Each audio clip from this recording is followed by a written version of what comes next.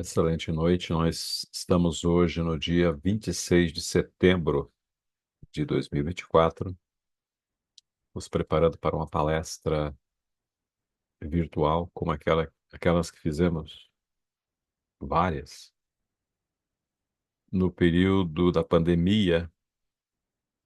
Foram muitas palestras pelo Zoom, pelo StreamYard, e hoje nós vamos participar de uma atividade muito respeitosa, honrosa, que é uma fala para um centro espírita que está no coração da Amazônia, em Jacundá, no estado do Pará. Nem vi a distância que estamos de Jacundá, numa prova de que, como disse Alberto Almeida, Jorge Godinho Barreto Neri, seus treinamentos, o processo de transmissão online, não é? Essa mescla que a gente chama de híbrido, não é? Ele veio para ficar. A gente pode assistir conferências, debates, treinamentos, aulas, cursos, uma série de coisas, do conforto do nosso lar, como estamos aqui agora, sem despender recursos, sem perder tempo, não é? E com a possibilidade de resolver problemas de ordem pessoal, instrumental, material, sanitária, enfim, todos os sentidos. Então agora são 19 horas e 53 minutos, estamos aguardando o ingresso de Luiz Medeiros, que é o presidente do Centro Espírita lá no estado do Pará, e daqui a pouco nós retornaremos com a gravação definitiva e a transmissão. Depois passaremos esse vídeo para a casa para que ela dê o destino que achar o mais conveniente. Já voltamos.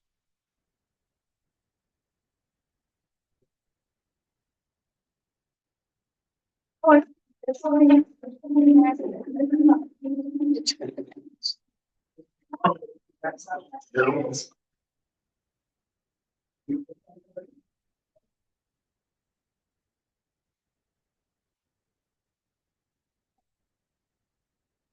Não, aqui, ó.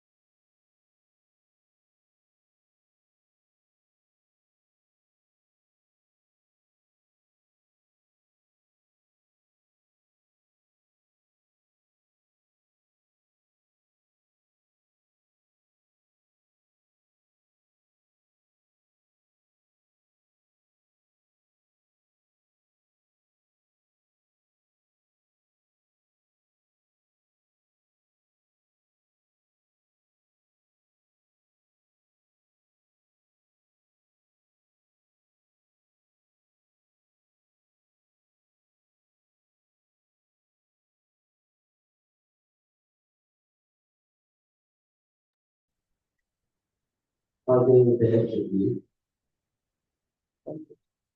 É todo mundo acostumado com o microfone, fazendo o teste do microfone. Todo mundo está me ouvindo, som está bom. Ó,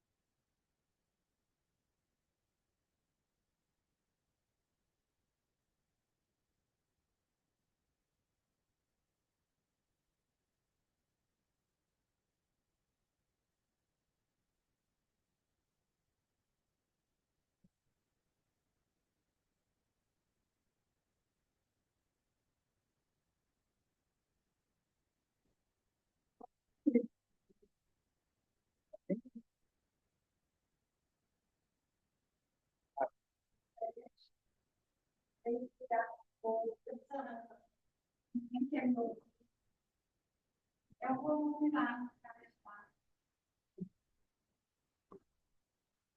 Som, testando. Então, som, isso. Aí, será que é nessa? não, acho que é a posição do microfone. Aqui, ó, tá funcionando. Pega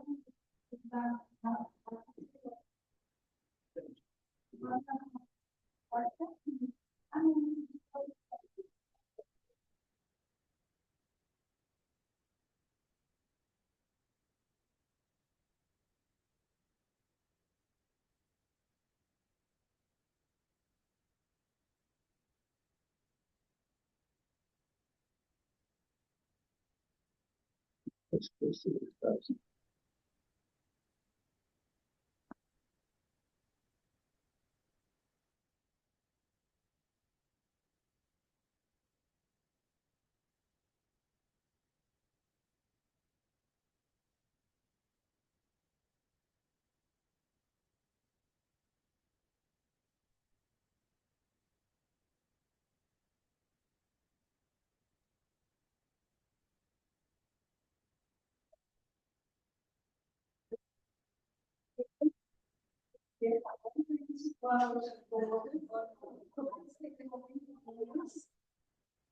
nosso mundo mestre, derrame sobre todos nós sua bênção de paz e amor.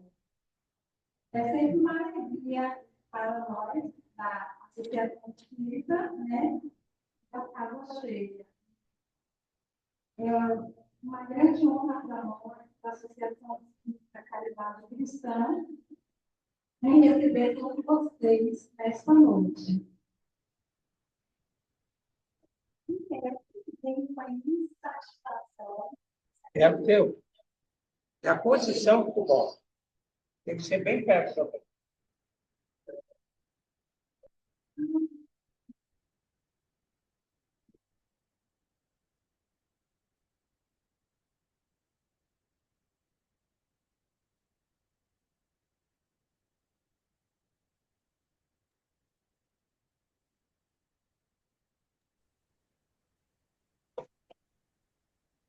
Pode? E é com imensa satisfação e gratidão que iniciamos o retorno da nossa Semana Espírita após a pandemia. Ficamos por 4 anos parados, né, sem poder realizar essa programação. E após esses 4 anos, nós estamos retornando, né, dando a continuidade a essa nossa 16ª, que é a Semana Espírita de Jacundá.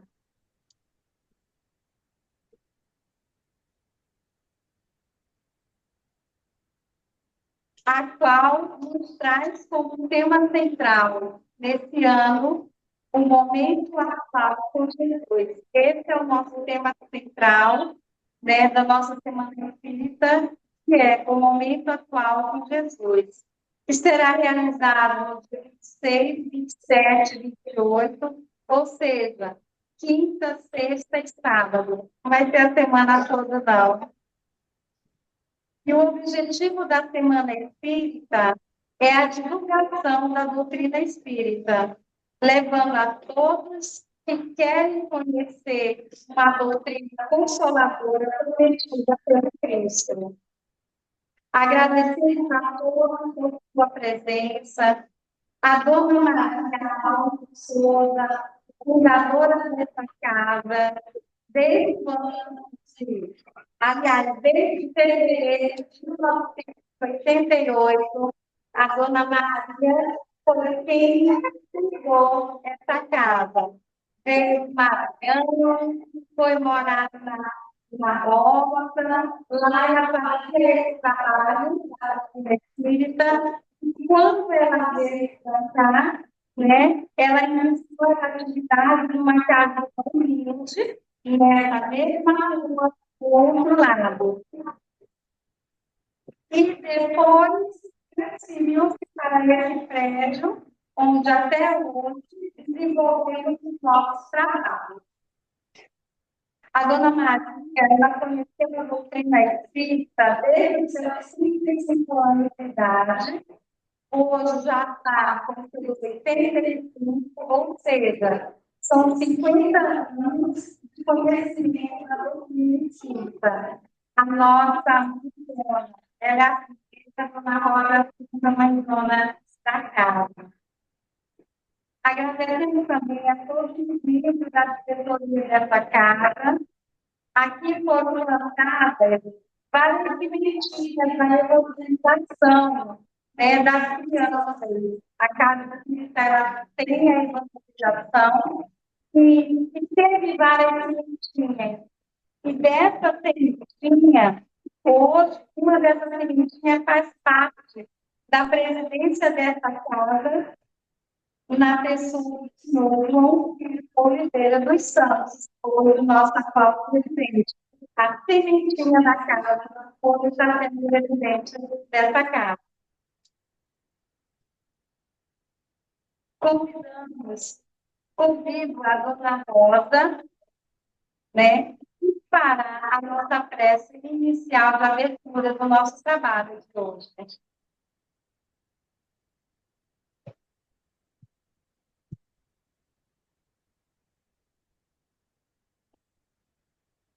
Boa noite. Boa noite. Com a possibilidade. pode numerar, essa é uma bem-experiência, uma bem-aventurança da nossa vida. Então, vamos agradecer. Amantíssimo Pai, Todo-Poderoso, Criador do céu e da terra, nós te louvamos e te agradecemos e pedimos, em nome do teu Filho, do nosso Mestre Jesus, o nosso único Deus, o nosso caminho verdadeiro, que nos transpõe da ignorância e não saber para o conhecimento das tuas leis, da tua doutrina, do conhecimento da fé, da nossa universo, com a natureza, com tudo que criaste. Mestre amado, está presente em cada ação, em cada lugar, cada comemoração. Hoje reativamos a nossa Semana Espírita, porque tinha demorado por motivos que nós era justo passarmos esse tempo. Mas com a vossa liderança, com o vosso bem-querer, com a nossa benfeitoria, nós queremos te agradecer tudo em reabrir nosso trabalho, continuar a nossa evangelização, o nosso tempo continuará recebendo os nossos irmãos para nos reaver e nós nos aproximarmos com quem mais história, o próximo. Mestre amado, abençoa este lugar, abençoa a família, abençoa os doentes, fracos, os carecidos da vida, os tristes, os desvalidos, os que desvairaram, os lares desavendados, as crianças órfãs, os lares sem pai, sem mãe, os orfanatos, os asilos, todo lugar que precisa do teu cuidado, do teu auxílio, da tua misericórdia, nós, neste momento, pedimos, Senhor, dá-lhes a tua misericórdia e o teu consolo. Abençoa esta casa que nos protege, que nos fortalece, que nos faz comunhão. Toda vez então, para pedir em teu nome, as nossas coisas necessitamos. Fica conosco, e abençoa o nosso trabalho, lá, cada um que veio nesse lugar. A vida de cada um que aqui tem. Vai com ele, de onde guardião, protegendo, lhe guardando, e lhe abençoando para uma semana de trabalho, uma semana de sabor, a nossa cidade, a nossa rua, a nossa comunidade, todos sejam aventurados com o teu nome. Hoje tu és o Senhor de todos nós. Fica conosco, mestre, hoje, amanhã e sempre, e assim seja. Boa noite. A nossa palestra vai ser hoje moderna, vai ser hoje nós olhando para esse telão. Vamos ver uma bela cinema hoje. Graças a Deus. Muito obrigada.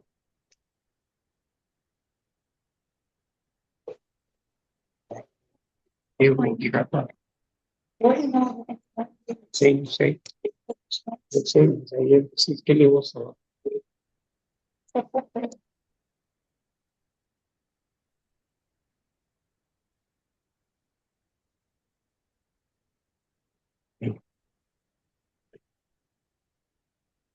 Não tem diferente para cá.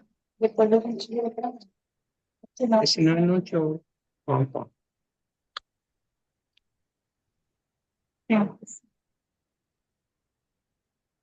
Bom, nós nessas 3 noites vamos ouvir pessoas muito queridas, conhecedoras da doutrina espírita. Os palestrantes que vocês passam a conhecer aqui e ouvi-los são pessoas muito especiais, são líderes conhecedoras do movimento espírita em suas regiões e são pessoas que sabem fazer. Lideram o movimento nas suas regiões de prática de assistência de atuação na comunidade onde vivem. E por fazerem isso muito bem feito, estão aqui para que possamos aprender com eles. O nosso convidado dessa noite a nos presentear com a sua palestra é o nosso irmão João Edson Alves, de Curitiba, Paraná, do SESC, Centro Espírita Caminho do Evangelho, em São José dos Pinhais, do Paraná. Atualmente fundando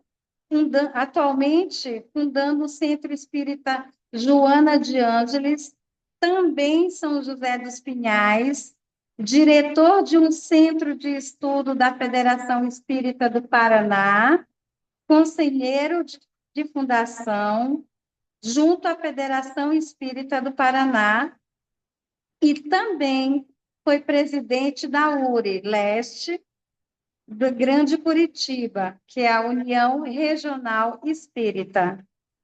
Nossa palestra será via online, aplicativo, né? Onde vamos ouvi-lo e vamos poder também fazer perguntas, se houver, no final da sua palestra.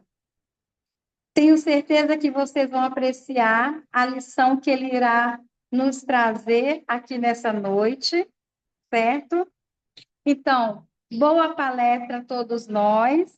Eu passo a palavra ao nosso irmão João Edson, onde ele virá com o tema o papel do Espiritismo no processo de transformação da humanidade.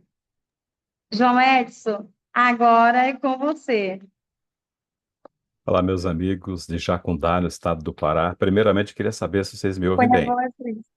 Vocês me ouvem bem? Ainda não, só um minutinho. Tá. Lá na caixa, Luiz. Joga na caixa. Só um minuto.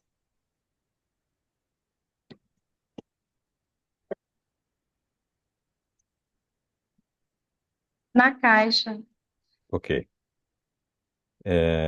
Eu vou falando aqui para facilitar, de repente, você conseguir capturar o som. Tem som agora? Não? Se não tiver som, deixa só na TV, que a TV é grande, ela tem um som potente. Cadê a caixa? Tem ainda? Não? Só um minutinho. Ah, ok.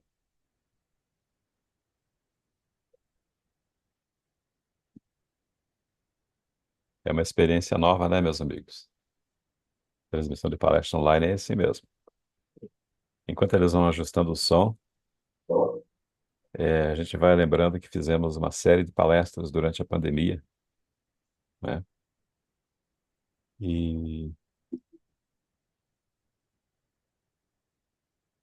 foi muito bom, uma experiência muito interessante. E agora o som tá legal? Perfeito. Já me ouvem? Está perfeito. Pode Que seguir. maravilha.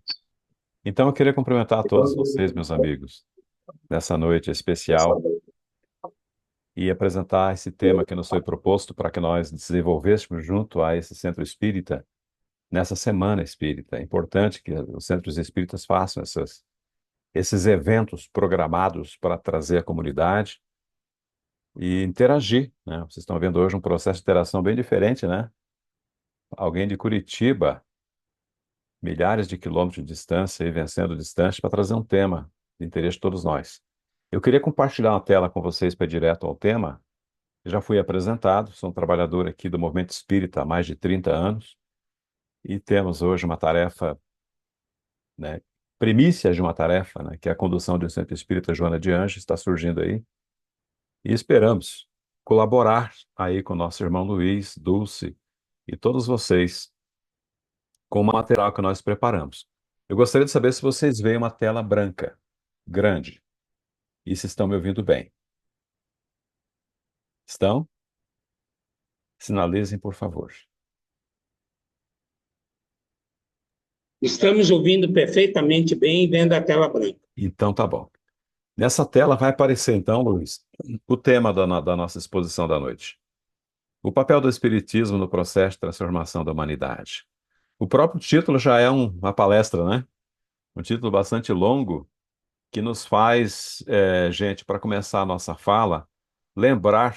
Primeiro quero mostrar a casa de vocês. Ah, olha que bonitinha. Surpresa, né? Estão vendo a casa aí? Pois é. Aí está a Associação Espírita Caridade Cristã, que nos acolhe hoje tão amorosamente nessa noite. Mas para ir para o nosso tema, caso surja algum problema, vocês me avisem, tá? Eu vou tocando por aqui. Nós gostaríamos de lembrar que o Espiritismo ele tem uma constituição, uma base muito sólida, que é a ciência, a filosofia e a religião espíritas, tá? O Espiritismo tem essa base, é constituída como se fosse uma construção, e essa base fosse a base do prédio, tá? E sobre essa base, meus amigos, vamos dizer assim, desse edifício, tem algumas colunas que sustentam esse prédio. As colunas são essas aqui, ó. A existência de Deus é a primeira coluna, tá? A imortalidade da alma é uma segunda coluna que sustenta esse prédio, esse edifício doutrinário. A reencarnação é uma terceira coluna que sustenta também esse edifício. Uma quarta coluna é a pluralidade dos mundos habitados. E uma quinta coluna que sustenta esse prédio é justamente a comunicabilidade dos espíritos. Foi assim que surgiu o Espiritismo, aliás, com a comunicabilidade dos espíritos. Sobre essa base, essa tríade, ciência, filosofia e religião, é que está assentado esse edifício doutrinário chamado Espiritismo. E vocês viram na base ali que tinha filosofia, ciência, religião? Pois muito bem. A filosofia espírita, se vocês tomarem de O Livro dos Espíritos, vão ver o processo filosófico todo lá de Kardec, com a indagação, perguntas. São 1019 questões. E, aliás, passa de 1019, porque tem questões desenvolvidas, desdobradas em letra A, letra B, né? Então, são mais de 1019 questões. A ciência espírita explica aquilo que a ciência da Terra não consegue explicar. E a religião espírita, ela é sublimada, no sentido de que não tem mais desculpa a expressão, o atravessador religioso. Nós dialogamos diretamente com a divindade por intermédio da nossa oração, da nossa vibração, da caridade, enfim, que nós possamos praticar. E para falar de filosofia, ciência e religião, ela está reunida nesse compêndio, meus amigos. Todas essas obras que vocês veem na tela aí, no meio são as 5 obras básicas, além de o que é o Espiritismo e obras póstumas, por isso aparecem 7, mas são 5 obras básicas. E no entorno tem 12 revistas espíritas, ou 12 volumes da Revista Espírita. Essa é uma obra grandiosa do Sr. Allan Kardec, o Laboratório de Kardec, esse compêndio maravilhoso, que faz parte de objeto que nós fazemos de estudo que nós fazemos aqui em Curitiba, que o Luiz, inclusive, faz parte, que é o Grupo Allan Kardec de Estudos Avançados da Doutrina Espírita. Pois muito bem, meus amigos. Nós começamos a nossa fala falando do Espiritismo, já que o assunto é essa importância que tem o Espiritismo no processo de transformação da humanidade, que nós estamos falando de uma das revelações da lei de Deus. Quando falamos de Espiritismo, olha o que acontece. Nós lembramos que Deus revelou sua lei para a humanidade primeiramente por Moisés. A primeira revelação da lei de Deus veio com Moisés, que trouxe o aspecto do direito. Ele trabalhou basicamente o direito. Jesus veio em seguida com a segunda revelação da lei de Deus, é o Cristo. E o Espiritismo é justamente a terceira revelação da lei de Deus com o Sr. Allan Kardec. Guardem bem esse quadro, porque aí vocês têm a primeira, a segunda e a terceira revelação da lei de Deus. Pois muito bem. O Espiritismo, hoje, 2024, quando o Sr. Allan Kardec instituiu o Espiritismo a partir de 18 de abril de 1857, com o lançamento de O Livro dos Espíritos, na verdade ele começou a estudar em 1848, a partir de 50, 51, por aí ele começou a constituir a obra e terminou somente com a sua desencarnação. Terminou não, porque a obra não termina, né? A obra de Kardec é uma obra viva, por isso ela não tem fim. Mas ele deixou catalogado na Revista Espírita de 1863 6 períodos do Espiritismo. Vejam só que nós estamos hoje vivendo um desses períodos. Aliás, o último período. Ele diz na Revista Espírita de 1863, tem um artigo chamado Períodos de Luta, ou aliás, Período de Luta. Olha que interessante. Antes de entrar, mostrar as lâminas para vocês, vamos lembrar que esse período de luta que Kardec fala é justamente quando surgiu a filosofia espírita, com o Livro dos Espíritos. Olha só o que ele diz. Que o primeiro período do Espiritismo foi caracterizado pela mesa girantes. Aquele período em que, nos salões de Paris, as mesas respondiam perguntas por pancadas, no solo, enfim, aquela coisa toda. Era um período para chamar atenção. Era o primeiro período. Um segundo período foi o período filosófico. Justamente esse que estamos falando. Quando surgiu o Livro dos Espíritos, nos convidou a fazer perguntas mais profundas a respeito de quem somos, de onde viemos, para onde vamos, o que estamos fazendo na Terra, enfim, qual a nossa natureza, a nossa origem, Deus existe, que é Deus. Esse período de filosofia é o segundo período. E foi a partir desse momento em que, abandonando as práticas eminentemente ou somente do fenômeno, o homem foi chamado a raciocinar. E isso custou muito caro para o Espiritismo, meus amigos. Por isso que Allan Kardec chama de um período de luta. Olha só o que marcou, inclusive, esse período de luta. Justamente quando uma carga, vários volumes de obras espíritas, né, dentre elas Livro dos Espíritos, evidentemente, iam para Barcelona, na Espanha, e foram apreendidas por ordem do clero e colocado fogo nessas obras no meio da praça. Uma coisa. Aliás, no mês de outubro, agora que estamos entrando, dia 9 de outubro, vamos fazer aí uma lembrança desse período todo. Foi esse período de luta.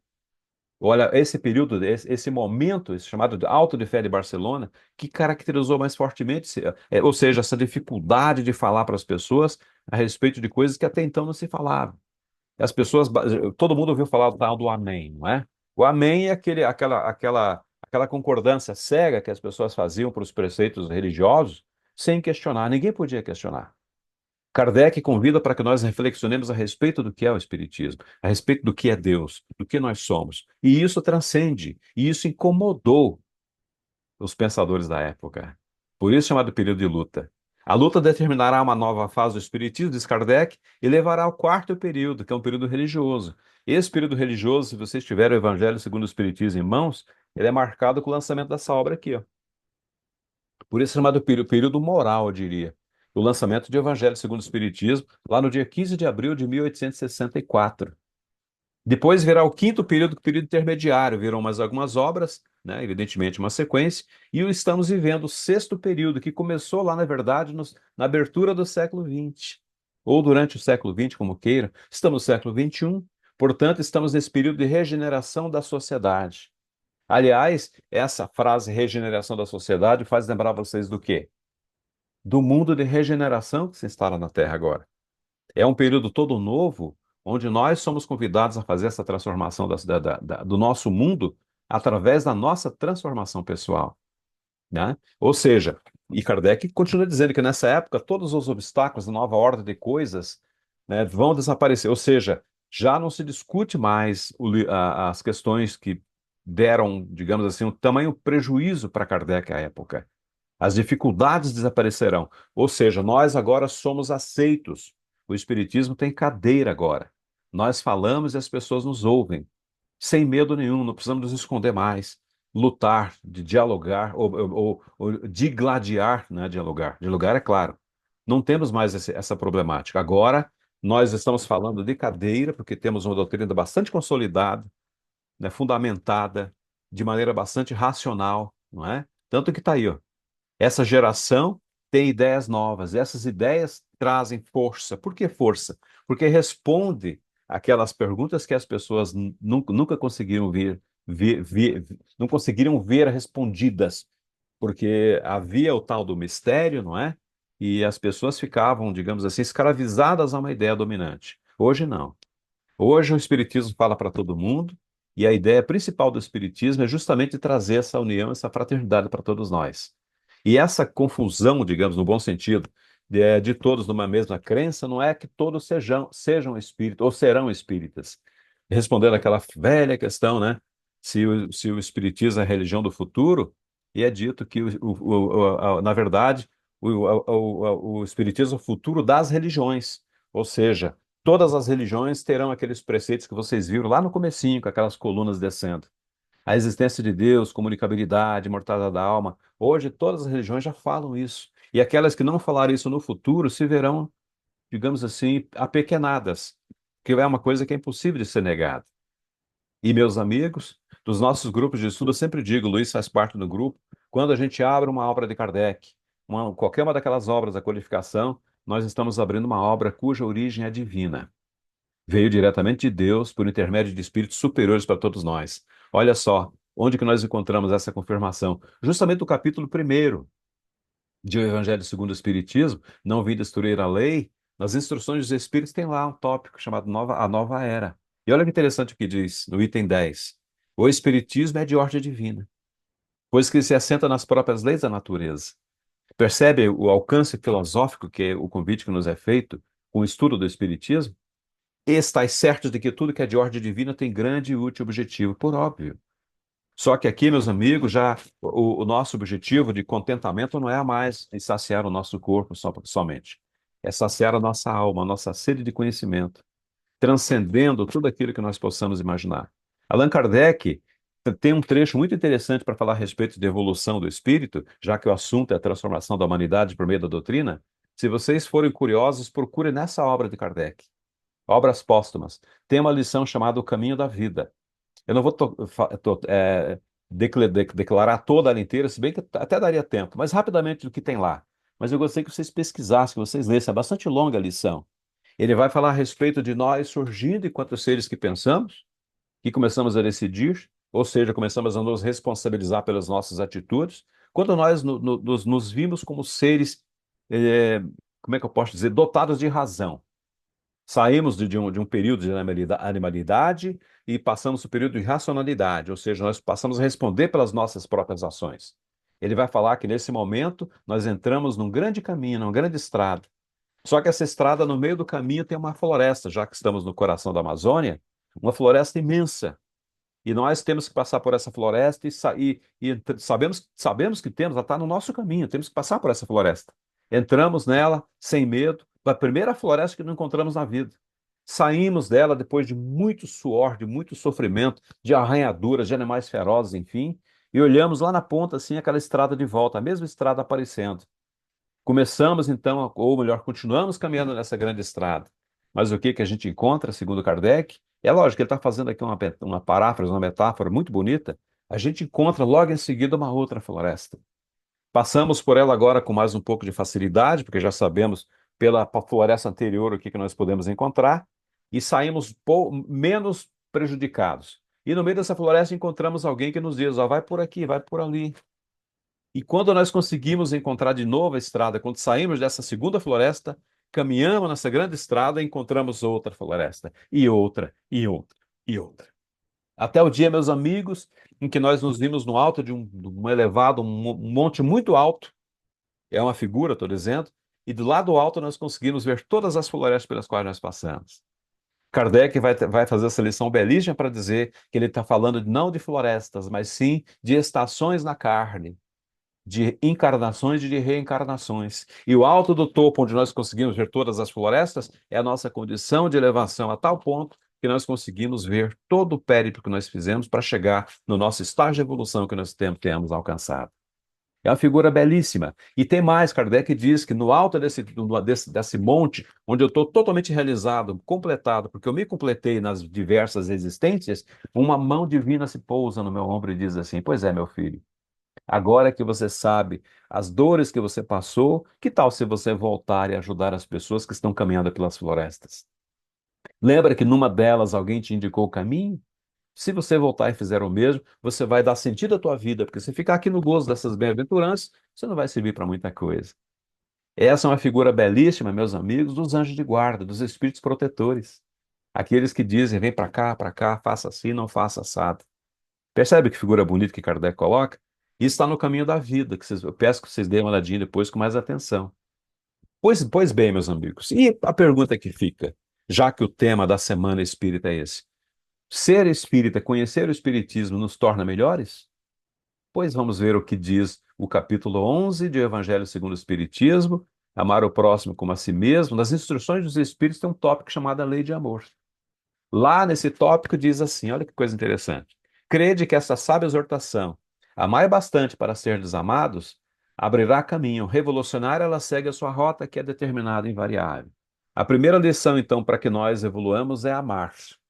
Divaldo Pereira Franco fala isso, enche a boca com todo o galardão, a galhardia, a coragem dele e dizer: ame que você se transforma. Mas já ganhaste muito, sim. O fato de nós sermos espíritas nos faz evoluir. Espiritualmente, até materialmente, por que não? Ele diz que já ganhamos muito porque nós somos infinitamente melhores do que nós éramos há 100 anos. Evidentemente que essa obra é de 1864, mas serve muito bem para 2024 também. 160 anos dessa obra, aliás, não é? Então serve para hoje também. Nós somos melhores. E o Espiritismo nos torna. Aliás, o objetivo do Espiritismo é esse. Senão a gente não faz sentido dentro da doutrina. Nós temos que ser melhores a cada dia. Nós mudamos tanto em proveito nosso que nós aceitamos agora aquilo que nós rejeitamos no passado. Essas ideias revolucionárias, transcendentais, esclarecedoras, iluminativas, nós aceitamos de muito bom grado hoje, porque nós temos condição de aceitar. E daqui a 100 anos, ele diz, nós aceitaremos aquela que ainda não conseguimos compreender no atual momento. Quando o Cristo esteve conosco há 2000 anos, ele fez a promessa do Espiritismo assim: muita coisa eu teria para dizer para vocês, mas vocês não vão compreender agora. Eu vou para o meu Pai e eu peço um outro Consolador, ele vai enviar para vocês todo o Espírito de verdade. Falando da vinda do Espiritismo na terceira revelação, conforme eu coloquei agora há pouco no slide lá atrás. Pois muito bem, meus amigos. O que esse capítulo traz, que é o capítulo 17 do Evangelho segundo o Espiritismo, ele resume, de certa forma, tudo que nós teríamos que dizer para vocês a respeito da temática da Semana Espírita. Olha só, o capítulo 17, Sede Perfeitos, ao tema do capítulo, Homem de Bem e os Bons Espíritas. Inclusive, para ajudar vocês, ou para ficar mais claro, eu comecei do quarto para o terceiro. O quarto tópico, primeiro, que ele é bem breve, porque o quarto tópico vai remeter ao tópico anterior, quando ele diz assim: olha que interessante. Bem compreendido, mas sobretudo bem sentido, o Espiritismo leva aos resultados acima expostos. Ele é o 4, os acima expostos está no 3.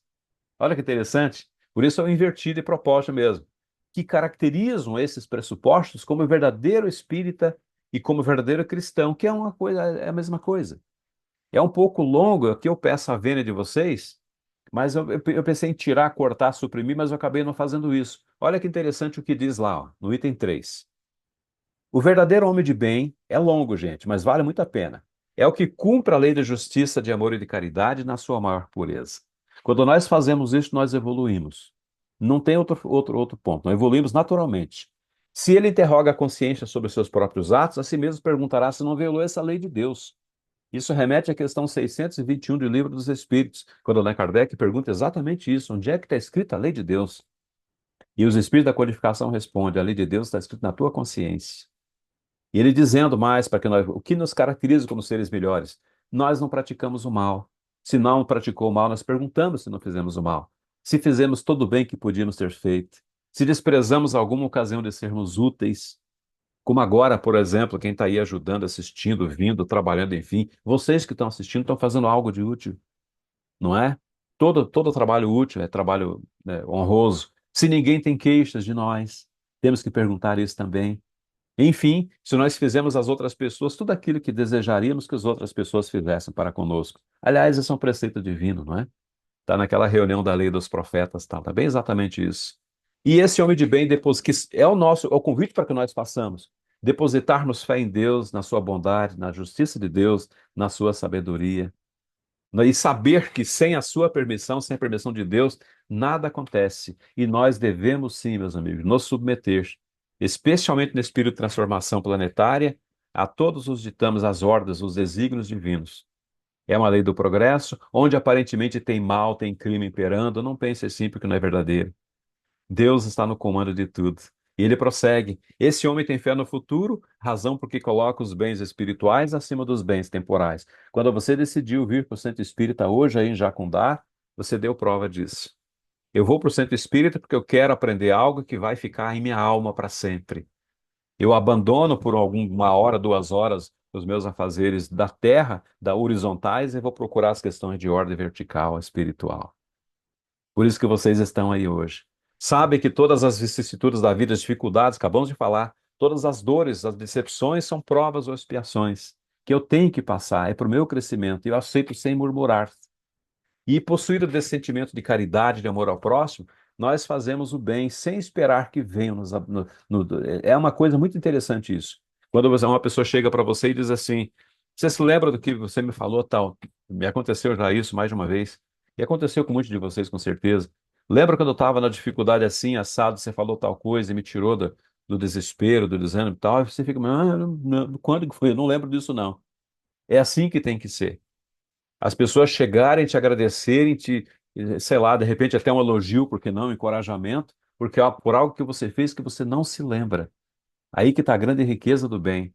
Retribuir o mal com o bem, tomar a defesa do fraco contra o forte, né? E sacrificar sempre o nosso interesse, aquele que é justo, aquele que é humano, aquele que é, né?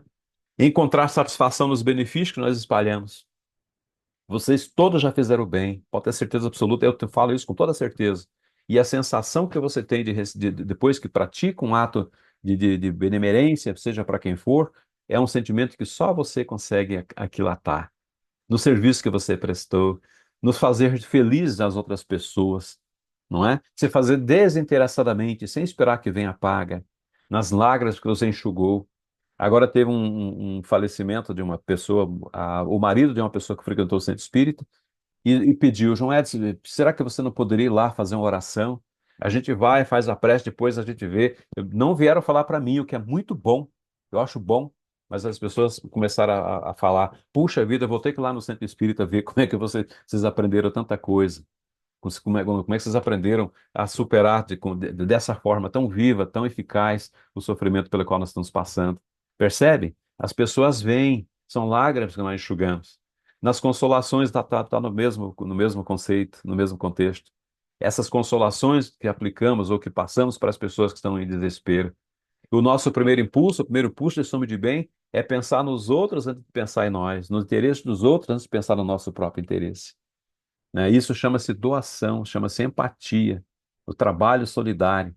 O egoísta não faz isso. Ele faz o bem às vezes, mas ele fica pensando: quando é que vão me pagar? Quanto que eu vou receber por ter ajudado alguém, dado alguma coisa, feito alguma coisa? Não é? O homem de bem, aí é uma espécie de pleonasmo, porque ele só podia ser assim. Ele é bom, ele é humano, benevolente para com todos. Ele não quer saber se a pessoa é branca, amarela, azul, porque ele vê todo mundo da mesma forma. São irmãos, são pessoas que estão no mesmo processo de evolução.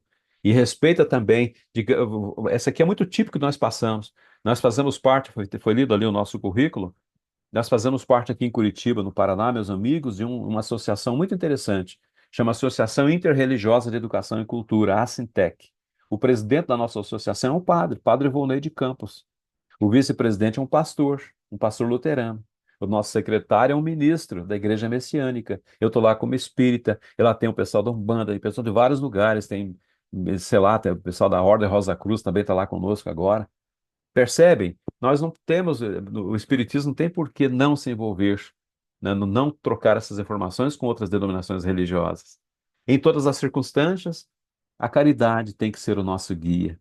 E tendo como certo, aqueles homens de bem, estamos candidatos a isso, que aquele que prejudica a outras pessoas com palavras malévolas, que fere com as outras pessoas a suscetibilidade, sabe aquele sentimento que fica mais à flor da pele de alguém, que recua a ideia de causar o sofrimento, né? Ou melhor, que não recua, que age de maneira a prejudicar as pessoas, né? E quem age assim, eu vou até pular aqui mais um slide, ele falta ao dever de amar ao próximo. Aí não sou eu que estou dizendo, está no texto, não merece a clemência do Senhor. Ou seja, a sua consciência não aprova o que ele está fazendo. Como vimos agora há pouco da questão 621. O homem de bem, meus amigos, não alimenta ódio, nem rancor, nem desejo de vingança. A exemplo do Cristo, que é nosso modelo, perdoa e esquece as ofensas e lembra somente dos benefícios por saber que vai ser perdoado, vai ser ajudado, conforme tiver perdoado, tiver ajudado também. Aquilo que eu desejo dos outros, eu faço para os outros. Eu não espero, eu não cobro, eu não ponho preço no que eu faço. É indulgente, ou seja, perdoa, compreende que as pessoas muitas vezes estão fragilizadas, porque sabe que também nós vamos necessitar, ou já necessitamos ou poderemos necessitar também na mesma indulgência. E tem presente a sentença de Jesus: atire-lhe a primeira pedra aquele que se achar sem pecado. Quem de nós nunca cometeu um erro?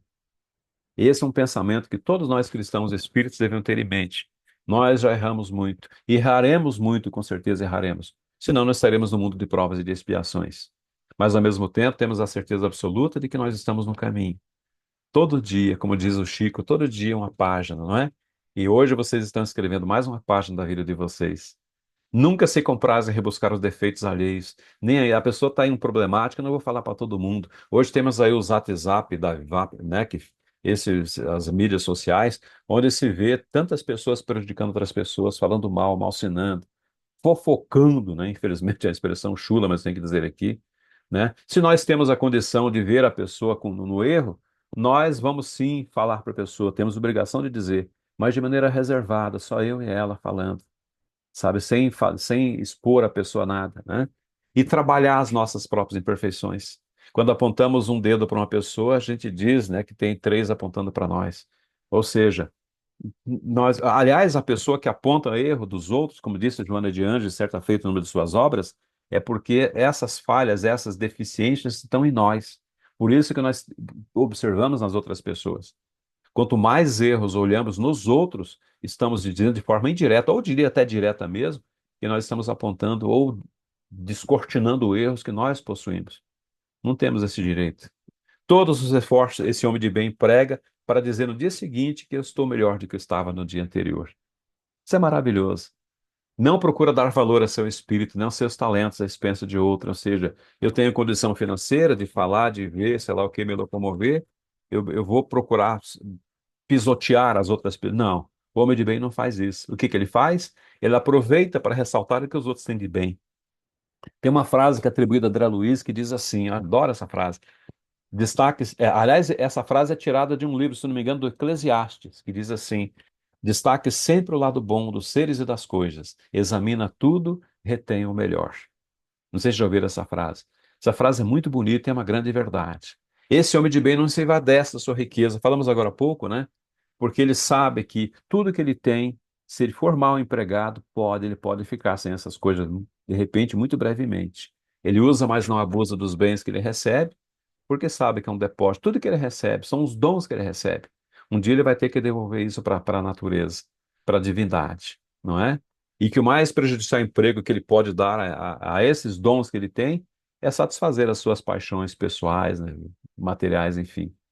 Se a ordem social, indo para o final já, colocou pessoas no nosso caminho para que nós cuidemos, eu sou militar, por exemplo, da reserva, eu tenho que cuidar dessas pessoas. Aliás, eu lembro que nós temos um regulamentozinho bem miudinho, chamado de Manual de Chefia e Liderança. Nunca me esqueço daquele manual. Um coronel uma vez me presenteou.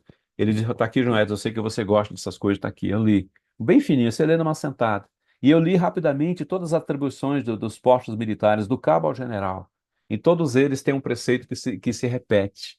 Achei muito interessante aquilo, que é assim: conhecer obrigação do grande líder é conhecer os seus homens e interessar-se pelo seu bem-estar. Isso eu levo para a vida.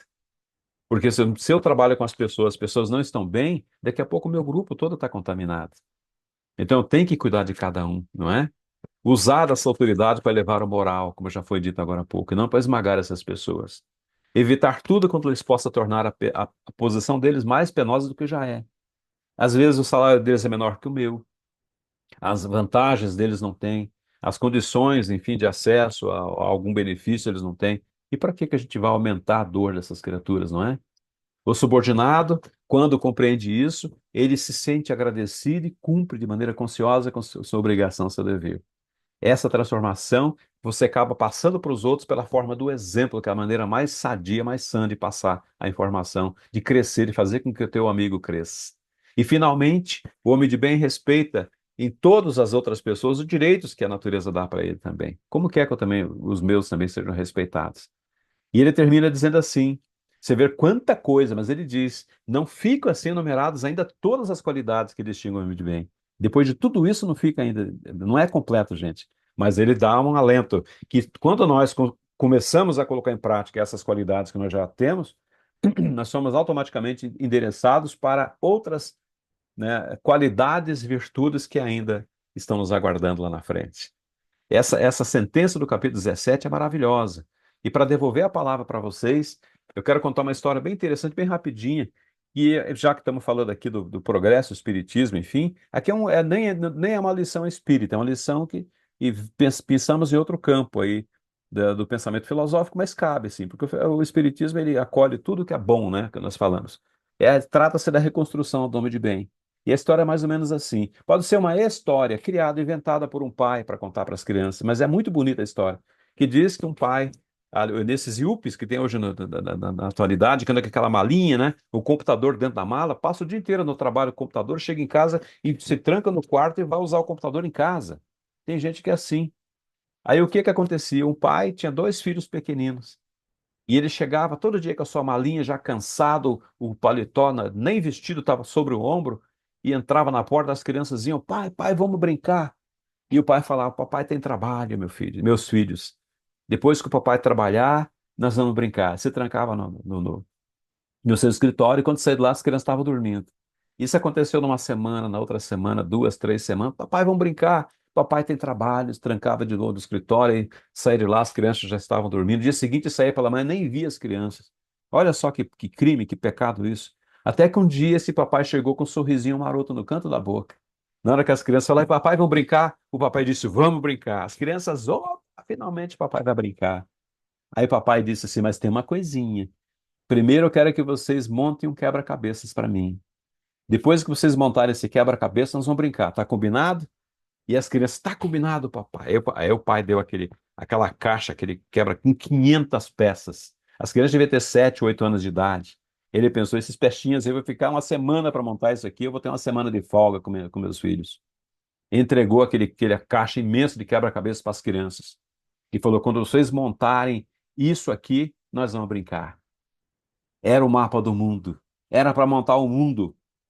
E o pai pensou, estou livre dos, né? Eu vou chegar em casa agora e vai ficar meses aí, não vão conseguir montar esse negócio. Só que o pai se surpreendeu, porque não passou uma hora as crianças, ó, bateram na porta. O pai atendeu surpreso o que está acontecendo. Falei, papai, vamos brincar agora. Agora o senhor vai ter que brincar conosco, porque nós montamos o quebra-cabeça que o senhor nos deu. O pai falou, mas não é possível, tem 500 peças. Como é que vocês conseguiram montar o mundo, meus filhos? Como é que vocês montaram o mundo? Não é possível montar um mundo tão rapidamente assim. Aí o pequenino disse assim: meu pai, do outro lado desse quebra-cabeça tinha a figura de um homem. Era um quebra-cabeça de duas faces. Nós montamos o homem. Quando nós montamos o homem, nós viramos e estava montado o mundo. O pai, evidentemente, ficou surpreso com aquela resposta. Falei: meu Deus, o que que eu estou fazendo com os meus filhos? Eu estou deixando de montar nele o que tem de mais sagrado, que é a sua virtude, sua riqueza cultural dessas crianças. Estou abandonando a criação deles. Por isso, meus amigos, para encerrar nossa fala de hoje, se nós quisermos mudar o mundo, nós temos que mudar o homem primeiro, ou remodelar esse homem. O papel do Espiritismo, portanto, nesse processo de transformação da humanidade, já que o tema é esse, parabéns por quem escolheu esse tema, é reconstruir o homem para reconstruir a nossa humanidade. Enquanto nós não fizermos isso, nós estaremos num mundo de prova, de expiação e de sofrimento, de ranger de dentes, como disse o Cristo. E é necessário que venha essa dor, porque nós somos seres ainda muito endurecidos, não é? E só aprendemos muitas vezes com esses solavancos, não é? Eu tenho comigo vou até sair daqui para contar para vocês uma história muito interessante, que é assim, ó. Eu fiz certa feita uma viagem aqui foi para a cidade de Adrianópolis, aqui na região de Curitiba. Na verdade, fica divisa com São Paulo. É a região do Rio Ribeira, que não sei se o Luiz, que morou aqui na região, sabe. E quando nós estivemos na cidade de Adrianópolis, eu vi uma lição interessante, porque eu tinha lido em André Luiz, uma das aulas de André Luiz, uma sentença que dizia assim: até o silêncio das pedras fala em Deus. Eu pensei, nossa, André Luiz filosofou fundo aqui. Como que o silêncio das pedras fala em Deus? Mas aquilo ficou comigo, nunca tirei da minha cabeça aquilo. Até o silêncio das pedras fala em Deus. Até o silêncio das pedras. Que André Luiz? Ele não ia falar isso do nada. E eu descobri o que ele estava dizendo com isso. Aliás, Leon Denis fala isso numa de suas obras. Se não me engano, O Problema do Ser, Destino da Dor. Se não for essa obra, me perdoe. Onde ele fala que nós temos uma condição de evolução desde o seu momento primário, onde a aglutinação da matéria se dá através dos minerais. Ali o espírito começa a ensaiar o seu processo de evolução. Aí eu comecei a entender, quando eu vi, é uma cidade muito interessante que passa o Rio Ribeira, tem um morro, aquele morro é o estado de São Paulo já, do lado de cá é Paraná, lá é São Paulo, e tem aquelas pedras incrustadas no morro. Aquelas pedras são quadradas, são pontudas, elas cortam com tato, com toque. Só que no leito do rio, na beira do rio ou dentro do rio, também tem pedras. Mas essas pedras do rio, elas são arredondadas, são macias, parecem sabonetes, assim. É gostoso pegar aquelas pedrinhas. Eu tinha até algumas aqui comigo. Sabe aquelas pedras bonitinhas que são polidas? Mas onde é que está a diferença? A sabedoria de André Luiz, quando diz que até o silêncio das pedras fala em Deus. Sim, vocês não perceberam? Aquelas pedras que ficaram paradas no morro, lá incrustadas no morro, não progrediram, ficaram quadradas, pontudas, ásperas ao toque. E aquelas que saíram rolando para lá e para cá, no entrechoque uma com a outra, crescendo, evoluindo, se aprofundando, ficaram arredondadas, macias, suaves. Não é assim que acontece conosco? Pois bem, meus amigos, nós somos essas pedras que estamos circulando para lá e para cá. Por isso, os choques, os entrechoques, as pancadas, os golpes são naturais. Mas lá na frente, no caminhar desses rios, que o destino, com certeza, é um grande mar, o oceano da nossa imortalidade, nós não teremos mais as dificuldades que experimentamos hoje, desde que, evidentemente, compreendamos o porquê da nossa dor e levemos adiante, com toda a galhardia possível, o nosso processo de evolução espiritual. Eu quero agradecer imensamente a vocês pelo convite. Perdão pela lição que foi muito longa ali, eu sei do Evangelho. E nós ficamos abertos às perguntas. Eu peço que venha o próximo ali, porque é um pouco difícil de ouvir, mas quando a colega estava fazendo a apresentação, estava boa ali o áudio. Quero agradecer ao Luiz, a Dulce, a todos vocês aí de Jacundá, pelo carinho da recepção. Perdão por alguma inconsistência na nossa fala, de repente, pela transmissão, mas nós temos certeza absoluta que Jesus nos abençoa nesse propósito de divulgação da sua doutrina, pelo esforço dessa equipe, desse centro espírita abençoado, que está cumprindo um papel maravilhoso de divulgação do Espiritismo por meio da palavra. Muita paz, meus amigos, que Jesus nos abençoe. Muita paz. Alguém quer fazer alguma pergunta? Eu vou sugerir que venha até o microfone, até o telefone, leva, e aí fará a pergunta para o João Edson. Eu estou te Quem ouvindo quer bem, fazer Luiz. pergunta apenas... Hã? Eu te ouço bem. Se chegar onde você está, dá para ouvir bem. Ok. Eu peço apenas que levantem a mão quem queira fazer alguma pergunta.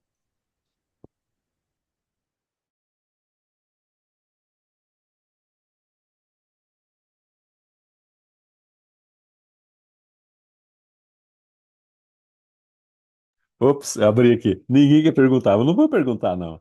Pergunta, não precisa ter Só um medo, não. minutinho. Ninguém Já sabe tem um tudo. querendo fazer uma pergunta. Vai Só um lá. minutinho. Que maravilha. Não é o Lindomar?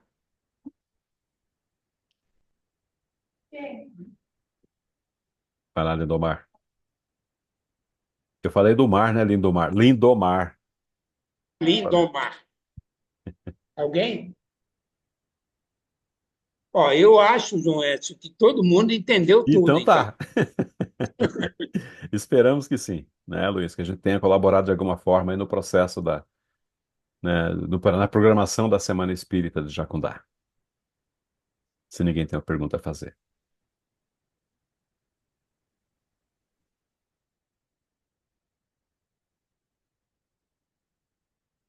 Diga.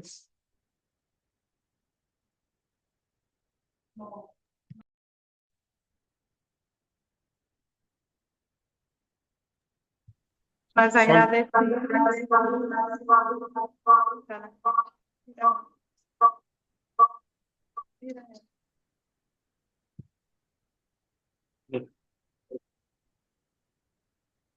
Nós agradecemos ao irmão Edson por nos presentear com sua palestra.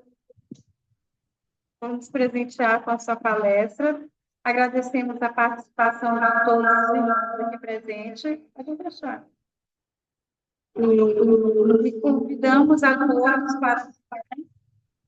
para amanhã fazermos novamente presente na segunda noite da Semana Espírita. E gostaríamos que, após a prece de encerramento,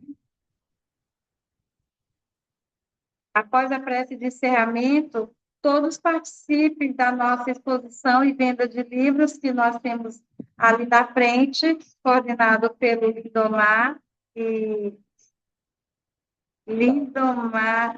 Dalva, né? Mas hoje ele está na companhia da Silene, né?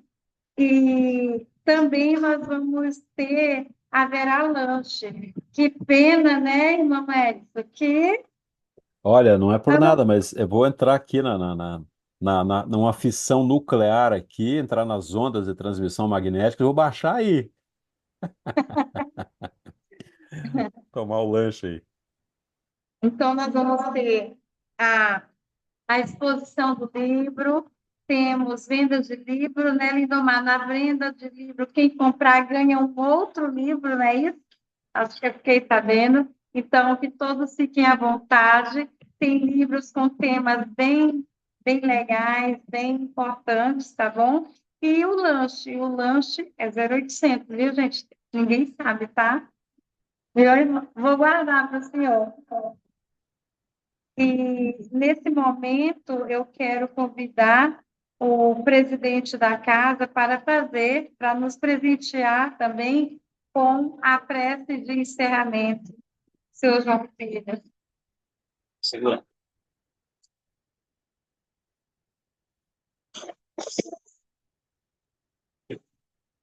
Boa noite a todos. Agradeço a participação de todos. Agradeço ao companheiro João Edson por ter aceitado esse convite de fazermos essa palestra de uma forma diferente. Pela primeira vez, né, nós estamos assistindo a palestra online do companheiro lá do Paraná, bom? E após 4 anos, ficamos sem fazer a Semana Espírita por conta da pandemia, e estamos retornando, certo? Aproveite esses 3 dias, hoje, quinta-feira, sexta-feira e sábado. Amanhã estaremos aqui com o nosso companheiro Júnior de Marabá, falando sobre saúde mental, né? Educando os sentimentos.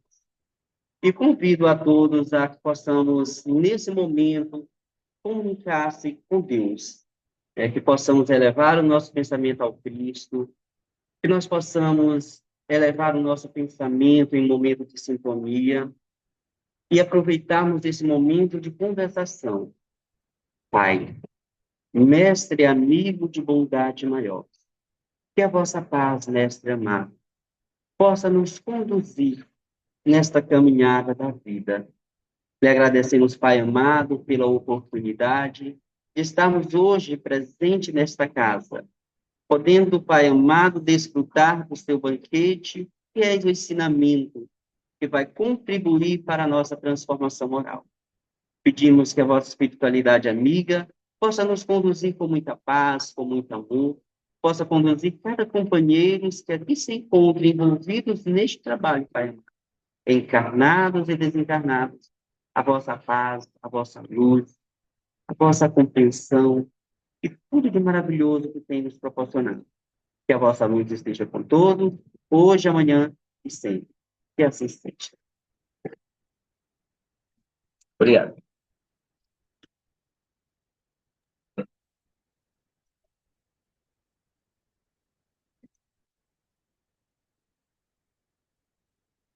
Ó, o João lanche. Edson, nós queremos te agradecer de coração, todos nós. Aqui nós somos uma equipe pequena, mas sempre com muita vontade de levar e divulgar a doutrina espírita, tá certo? Nós temos a casa, esperamos um dia lhe receber fisicamente aqui na nossa região. Quem sabe tu vem com o teu Fiat Uno daí para cá, nos fazer uma visita. Quem sabe? São só 2.800 quilômetros mesmo, tá tranquilo. Agora nós vamos deliciar um lanche Vai e lá. vamos só lhe mandar os fluidos. Tá bom. Quando você for vir aqui para Curitiba, aqui da região, né, aí você me paga um lanche e tá tudo certo. Tá bom? Muita paz, meus amigos. Fiquem com Deus. Que Deus abençoe vocês todos. Parabéns pelo trabalho, Luiz. Depois eu passo a gravação para você, tá bom? Muita paz. Perfeito. Obrigado, um abraço. Boa Abraço. noite. Boa noite a todos. Obrigado a todos por ter vindo.